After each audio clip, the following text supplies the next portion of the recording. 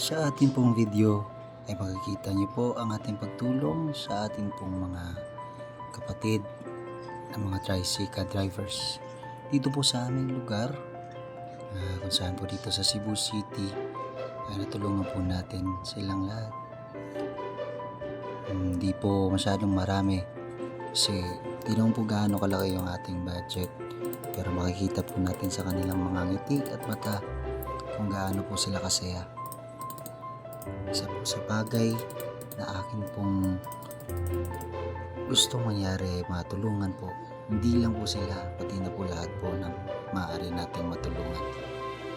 At ito pong video na to ay hindi po para mapakita ng tao.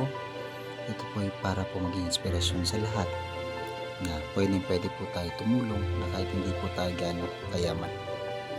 Maraming salamat po at yan lang po. God bless.